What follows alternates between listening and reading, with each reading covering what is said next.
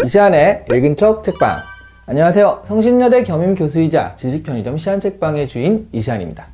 자, 오늘 제가 입은 옷을 보셔서 대충 짐작은 하시겠지만 제가 가진 옷 중에 가장 크리스마스 트리 느낌이 나게 이렇게 배치를 해봤는데요. 네, 역시 좀 그런 느낌은 실패한 것 같긴 합니다.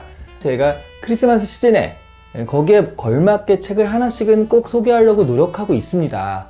저번 연도 크리스마스에는요, 찰스 디킨스의 크리스마스 캐롤을 소개했었는데요. 근데 막상 생각보다 크리스마스에 관한 책들이 많이 있진 않더라고요. 그래서요, 이번 연도에는 서칭을 해가지고 크리스마스란 키워드로 그래서 찾은 책이 바로 이 책, 크리스마스 당신 눈에만 보이는 기적입니다. 크리스마스를 테마로 해가지고 책을 묶은 것 중에서는 여러 작가들의 이 작품들을 모은 단편집 형식이 굉장히 많은데요. 그 중에서도 제가 이 책을 딱 선택한 이유는 이 책에 참여한 작가들이요, 안톤 체호, 헤르만 헤세, 괴테, 모파상, 도스토옙스키, 오스카 와일드, 이런 사람들, 그러니까 이름만 딱 들어도 들어봤어, 아는 사람이야, 뭐 직접 알진 않지만 어쨌든 좀 유명한 세계적인 작가들의 작품들이 들어있더라고요. 총 14명의 크리스마스 소품집인데요, 크리스마스를 테마로 한 이 작가들의 단편이나 단상들을 묶어서 책으로 만든 것입니다. 그래서 다른 것보다 또 선물하기도 굉장히 좋은 것 같아요. 크리스마스란 테마를 가지고 기획해서 나온 책이니만큼 책 자체의 디자인에도요, 큰 신경을 쓴 게 느껴지거든요.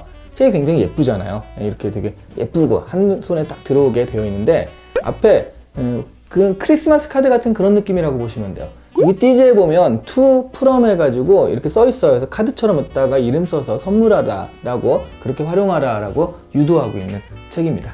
책은 정말 이렇게 예쁘고 아기자기한 느낌인데 내용으로 들어가 보잖아요. 그러면 크리스마스의 어떤 그 밝고 아름다운 모습만 다룬 것이 아닙니다. 사실 더 정확하게 말하면요, 무거운 크리스마스를 그린 작품이 더 많습니다. 예를 들어 안데르센의 전나무 이야기는요, 크리스마스 트리가 된 전나무의 이야기인데요, 화려한 크리스마스 트리가 되어서 으슥한 것도 잠시고요, 그 창고에 묵혀 있다가 땔감이 되어 사라지는 전나무의 이야기예요. 항상 화려한 미래만 생각하고 그리느라고 현재에 만족하지 못하는 사람을 좀 풍자한 이야기 같은데요, 결말이 비참하게 이렇게 땔감으로 사라지는 결말이 그렇게 크리스마스스러운 분위기는 아니잖아요. 그리고 이어지는 작품들도 좀 그렇습니다. 도스토옙스키의 작품은요, 제목 자체가 아예 불쌍한 아이들의 크리스마스 트리입니다. 내용도 아주 간단한데요, 추위와 배고픔에 떨던 불쌍한 소년이요, 하늘나라로 가서 행복한 크리스마스를 맞는다는 그런 내용인데, 이거를 해피엔딩이라고 보기엔 좀 그렇죠. 이 책에 나오는 내용 중에 해피엔딩으로 끝나는 건 거의 없는 것 같아요. 그리고 부자들이나 행복한 사람들의 이야기도 좀 많지 않고요, 대부분 가난하거나 문제가 많은 사람들의 이야기입니다. 그리고 그게 아니라면 착한 사람이 있다라고 한다면 착한 사람이 좀 고난, 고통을 받는 그런 이야기죠. 도대체 기분 좋은 크리스마스에 왜 이런 고통스러운 이야기들이 필요한 걸까요? 사실 크리스마스가 이렇게 우울하게 묘사된 이유를 알려면요, 이 작품들이요, 19세기 작품들이라는 것을 인지하셔야 합니다. 빈익빈 부익부가 당연하고요, 사회보장 제도가 발달하지 않았기 때문에 가난한 사람들은 빈곤선 이하의 생활을 할 수밖에 없었던 그 시절이죠. 크리스마스는요, 그리고 대부분의 나라에서는 가장 추운 시기 중에 하나잖아요. 그런데 그때 또 부유한 사람들은 화려하게 파티를 즐기고 그러니까 더욱 그 비교감에 상대적 박탈감을 느낄 수밖에 없었을 것 같습니다. 이 책에서도요, 이 책에 나오는 소설 중에서도 우리가 거의 유일하게 아는 이야기라고 할 수 있는 성냥팔이 소녀가 있거든요. 안데르센이죠. 네. 이 성냥팔이 소녀가 이런 분위기를 잘 보여주는 것 같은데요, 성냥을 켜면 나타나는 따뜻한 음식, 또 집, 그리고 할머니, 이것은 이 소녀가 결코 가질 수 없는 것들입니다. 하지만 그 또래의 어떤 부잣집 소녀는요, 그것을 당연한 듯이 가지고 있기도 하죠. 하지만 이 성냥팔이 소녀는 인생 역전을 꿈꿔볼 기회도 없이 다음날 죽어서 발견이 됩니다. 19세기는 그런 시대였습니다. 그래서 찰스 디킨스의 크리스마스 캐롤은 이렇게 가난한 사람들에게 자선을 베풀어야 하는 날, 나눔이 강조되는 날로 크리스마스 전통을 확립해 놓았습니다.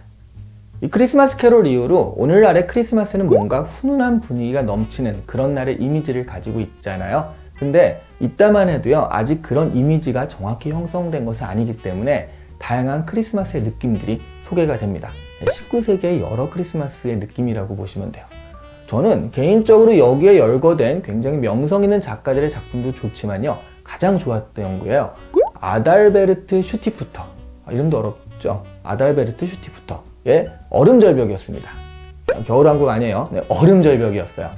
사이가 그다지 좋지 않은 두 마을이 있었는데요. 그중 한 마을의 구두수성공이요, 다른 마을의 염색공의 딸을 아내로 맡게 돼요. 그래서 이제 남매를 낳게 되는데, 근데 그러다 보니까 이 마을에서는 이 엄마와 남매들은 약간 이방인 취급을 계속 받습니다. 이 남매들이요, 그렇게 크진 않아요. 어린 남매들이 크리스마스 시즌에 외할머니 댁에 가거든요. 갔다가 다시 돌아오는데 이 몰아치는 눈 때문에 산속에서 길을 잃게 됩니다. 근데 여기까지 읽다가 제가 와, 이 책에 나오는 다른 경향 때문에요, 이 남매가 죽게 되는 것은 아닌가 굉장히 조마조마하더라고요. 이 안에 캐릭터도 되게 귀엽게 묘사가 되기 때문에 죽으면 안 되는데 하면서 정말 조마조마하면서 봤습니다. 다행히 이 이야기는 해피엔딩입니다. 그리고 이 아이들이 찾아 나서는 사건을 계기로 이 마을에서도 찾아 나서거든요. 항상 이방인 취급을 받던 아이들의 엄마와 남매들도 완벽하게 이 마을 주민으로 인정받는 계기가 되기도 했습니다. 저는 이 단편은요, 일단 줄거리를 확인해서 남매의 생사를 딱 이렇게 알아낸 다음에 다시 한번 봤어요. 왜냐하면 이 단편의 그 자연환경에 대한 담백한 묘사가 너무 아름답습니다. 눈 내리는 풍경, 얼음절벽, 별이 뒤덮인 밤, 이런 것들이 수수하면서도 자연에 대한 경외감을 느낄 수 있는 그런 시각화가 정말 뛰어나더라고요. 처음 읽을 때는 묘사가 마음에 와닿는 건 알겠는데 남매 아니가 너무 걱정되는 거예요. 그래서 줄거리 위주로 빨리빨리 어떻게 됐지 하면서 봤거든요. 두 번째 볼 때는 묘사되는 풍경을 눈앞에 떠올려 가면서 천천히 읽었는데요, 훨씬 좋더라고요. 크리스마스 이 겨울에 읽기 좋은 소설 같습니다. 제가 이렇게 아이들의 안위를 알려드리는 건 사실 이 소설의 줄거리가 이게 아주 중요한 얘기는 아니에요. 그러니까 반전이 확 이렇게 있는 것도 아니고 정말 자연과 인간이 하나가 되어 살아가는 시기와 장소에 대한 그런 이야기입니다. 그냥 그 자연을 느껴보는 게 이 단편의 진정한 의미 같습니다. 크리스마스는 각자에게 다 다른 의미일 겁니다. 사랑과 행복이 넘치는 날인 그런 사람도 있고요, 상대적 박탈감에 다른 날보다 더 우울하게 크리스마스를 맞는 사람들도 있죠. 그래도 한 가지 공통적인 건요, 다른 날보다는 그래도 나와 처지가 다른 사람들에 대해서 조금은 더 생각해보는 날이라는 것 같습니다. 이 이야기들, 이 소설들도요, 그런 사람들을 생각해보는 계기가 되는 역할을 하고 있고요. 오늘 이 시간에 읽은 척 책방은 크리스마스 당신 눈에만 보이는 기적이었습니다.